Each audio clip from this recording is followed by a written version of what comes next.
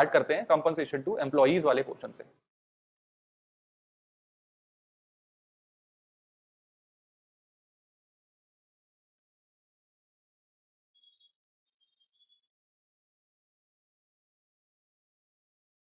चलिए, अब सबसे पहले क्वेश्चन इसमें ये आता है कि कैसे मालूम पड़ेगा कि एक पर्टिकुलर पेमेंट जो हुआ है वो उस पेमेंट को हमें इस हेडिंग में डालना है। फॉर एग्जांपल मेरे यहाँ पर कोचिंग पे एक बंदा आता है, साफ सफाई करता है और चले जाता है, और मुझे वो उसके लिए वो मुझसे सपोज 500 रुपए लेता है, ज्यादा हो गए, 150 रुपए पर सफाई के लेता है सपोज, ठीक। क्या उसको जो मैंने 150 रुपए दिए हैं वो इसमें आएगा? एक ये क्वेश्चन है। दूसरा, एक बंदा आता है, मेरा एसी खराब है, उसको सही करता है और चले जाता है, मैं उसको 1500 रुपए दे देता हूं, क्या ये पेमेंट कंपनसेशन टू एम्प्लॉइज में आएगा? कौन सा पेमेंट कंपनसेशन टू एम्प्लॉइज में आना चाहिए आइडियली? सोच के बताएं। सर सफाई वाला। सफाई वाला, ओके। मानसी आप बताओ। यस सर, क्लीनिंग वाला। सफाई वाला, दोनों को मैंने एम्प्लॉय कर रखा है, दोनों आना चाहिए, ओके। और थोड़ा सा देखते हैं। मैंने अपने घर से स्टेशन जाना है, मैंने ओला कैब सर्विस बुक करी और उसको मैंने 150 रुपए दी। ये 150 रुपए क्या ओला कैब वाला कंपनसेशन टू एम्प्लॉइज में लेगा क्या? मेरा पेमेंट है, उसकी रिसीट है, यस और नो? वो एम्प्लॉय नहीं है आपका, उस पर्टिकुलर मोमेंट के लिए वो मेरा एम्प्लॉय है, इसलिए सर वो एम्प्लॉय में जाना चाहिए, ओके। नेक्स्ट, मैंने फैन परचेज किया, मैं शॉपर गया, मैंने उसको 2000 रुपए दिए और मैंने फैन ले लिए। ये 2000 का पेमेंट जो जिसने रिसीव किया है उसके लिए क्या कंपनसेशन टू एम्प्लॉइज है? यस और नो? इन जनरल कौन से रिसीट्स या पेमेंट्स को हम कंपनसेशन टू एम्प्लॉइज कहेंगे? इन जनरल वो क्या चीज है जो होनी अटमोस्ट अर्जेंट है? टाइम टू टाइम पेमेंट करना। अगर हम ऐसा कर रहे हैं, हर महीने अगर हम उसको पेमेंट कर रहे हैं, तो फिर वो हमारा कंपनसेशन टू एम्प्लॉइज है। ये बात सही है? इसी को रीइवैल्यूएट करते हैं। मान लो मैंने एक चार्टर्ड अकाउंटेंट को अपने काम के लिए रखा हुआ है, मैं उसे हर महीने पैसा देता हूं अपने टैक्स फाइल करने के लिए, जीएसटी फाइल करने के लिए, तो मेरा जो पेमेंट है वो क्या कंपनसेशन टू एम्प्लॉइज है उसके लिए? यस और नो? अच्छा, नेटफ्लिक्स, अभी आप आए थे तो वही बात हुई थी, मैं नेटफ्लिक्स में हर महीने 600 रुपए देता हूं, उसको जो ये पैसा मिल रहा है हर महीने, क्योंकि आपने हर महीने की बात करी है, उसको जो हर महीने ये पैसा मिल रहा है, तो क्या वो कंपनसेशन टू एम्प्लॉइज है? The answer is no. Now हाँ बोलो। सर एम्प्लॉय को टाइम टू टाइम पेमेंट देना। एम्प्लॉय को टाइम टू टाइम पेमेंट देना, यार ठीक है, आप बोलो। बिल्कुल सही, बिल्कुल ठीक है, बिल्कुल ठीक है। तो 3 आंसर्स, एक अभी जस्ट मानसी का जो आया, एक आपका आया, एक आपका आया, जो काफी क्लोज टू द आंसर थे। वो क्या? Sir there should be an employer employee relationship between the two persons. वो जो एक ट्रांजैक्शन है, वहां पे जो दो लोग हैं उसमें से एक का एम्प्लॉयर होना जरूरी है, दूसरे का एम्प्लॉई होना जरूरी है। अगर एक भी चीज नहीं होती है तो सर कंपनसेशन टू एम्प्लॉइज नहीं आएगा, ठीक। तो जो portion very important to understand है वो यहां पर ये है, there should be, there must B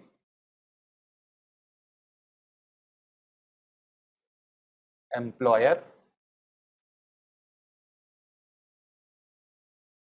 employee relationship,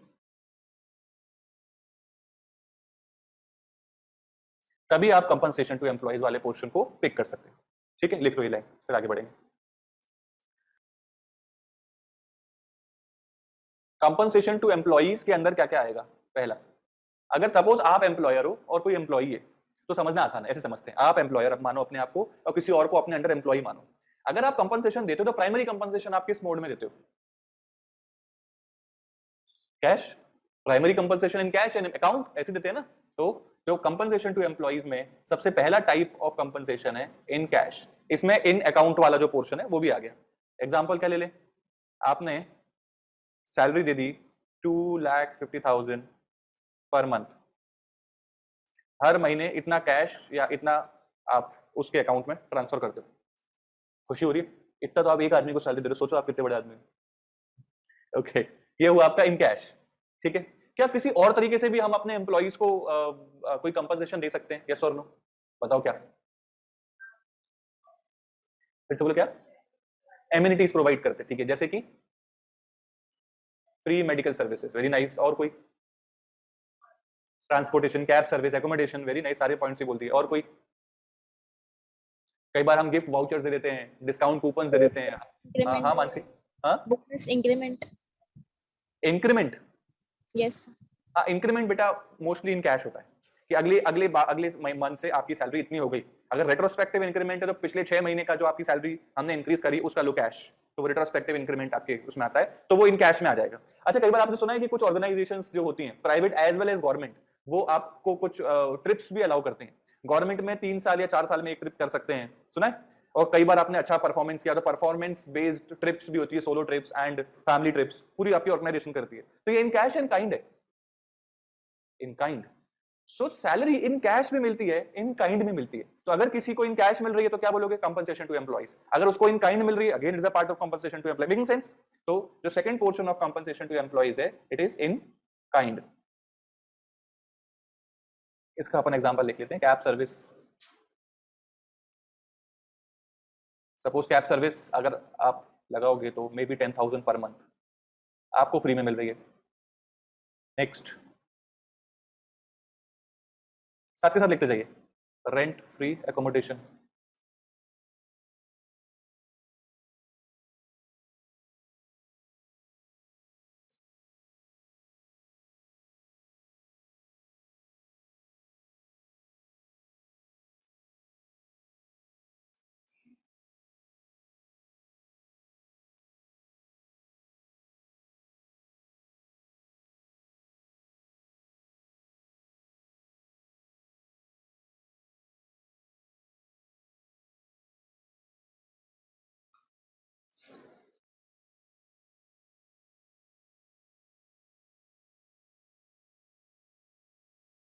चलिए आगे देखते हैं, लिख लिया।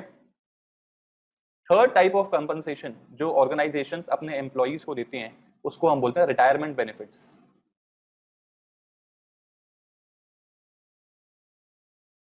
इसको एक और नाम से बोला जाता है सोशल सिक्योरिटी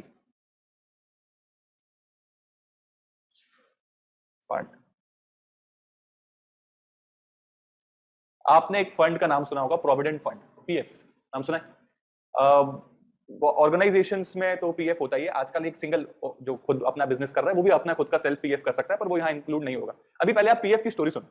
पीएफ क्या होता है, वो कैसे कॉन्स्टिट्यूट होता है, उसकी स्टोरी समझते हैं। सो प्रोविडेंट फंड इज कि चूंकि नाम रिटायरमेंट बेनिफिट है, वो फंड मिलेगा रिटायरमेंट पर, लेकिन आपको हर महीने उसे कंट्रीब्यूट करना पड़ेगा। तो कंट्रीब्यूशन का उसका जो नॉमेनक्लेचर है वो कैसा है कि एक फिक्स्ड अमाउंट एम्प्लॉई खुद अपनी सैलरी में से उसमें पुट करता है, एक फिक्स्ड अमाउंट एम्प्लॉयर उसमें पुट करता है हर महीने, और ऐसा वो कर रहा है पिछले सपोज 30 सालों से। 30 साल के बाद वो एक बहुत बड़ा फंड बन जाता है, क्योंकि उसमें इंटरेस्ट भी कॉन्स्टेंटली लग रहा है, मंथली इंटरेस्ट लग रहा है, तो एक बहुत हैवी फंड बन जाता है जो रिटायरमेंट के टाइम पर आपको एक लमसम अमाउंट मिलता है। उसको हम बोलते हैं प्रोविडेंट फंड। है तो कोई डाउट? फिर से सुनो, मैं इसको बना ही देता हूं, इसका तो एक डायग्राम। अब इसको समझते हैं ये होता कैसे। एक फंड होता है, इस फंड में एम्प्लॉयर कंट्रीब्यूट करता है, एम्प्लॉई भी कंट्रीब्यूट करता है उस फंड में। सपोज एम्प्लॉयर ने 5,000 पर मंथ कंट्रीब्यूट किया, एम्प्लॉई ने भी 5,000 पर मंथ कंट्रीब्यूट किया, उससे मिलकर बना एक फंड। इस फंड को अभी हम बोल रहे हैं इस केस के लिए provident fund.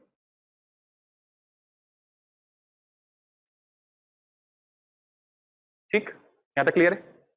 My question is, एक एम्प्लॉयर ने कंट्रीब्यूट किया है, एक एम्प्लॉई ने कंट्रीब्यूट किया है, इसमें से कंपनसेशन टू एम्प्लॉई कौन सा कहलाएगा?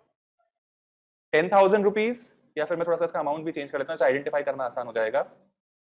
इसको हम बोल देते 7,000। फंड आपका कितने का बन गया? 12,000 पर मंथ का फंड बनता जा रहा है। So the question here is compensation to employees आप किसको बोलोगे? एम्प्लॉयर के कंट्रीब्यूशन को, एम्प्लॉई के कंट्रीब्यूशन को, कि दोनों का प्लस करके 12,000 के फंड के कंट्रीब्यूशन को? किसको बोलोगे? Employer.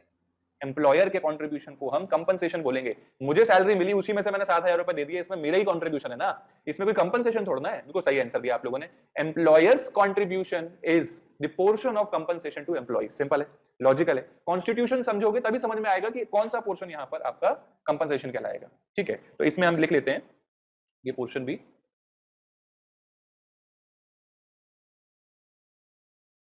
Employers contribution to retirement या फिर सोशल सिक्योरिटी फंड की जगह विल कर लेते हैं, विल बी ट्रीटेड एज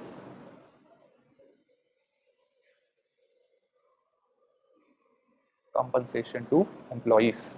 अभी मत लिखो, बस एक लास्ट पोर्शन है उसको भी कवर अप करते हैं, फिर लिखना आप लोग। जो इसका लास्ट पोर्शन है वो है हमारा डी, इसको हम बोलते हैं पेंशन। आप सुनिए पेंशन की स्टोरी। ये हमने किसकी स्टोरी देखी थी अभी?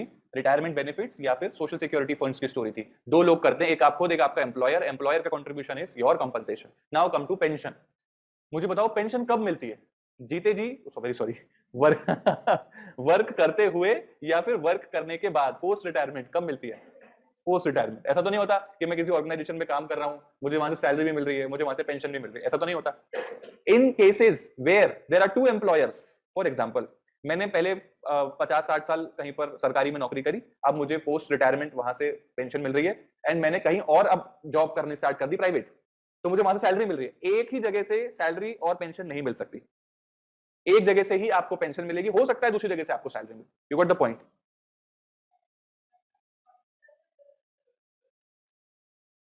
हाँ, इसको बोलते हैं वॉलंटरी रिटायरमेंट।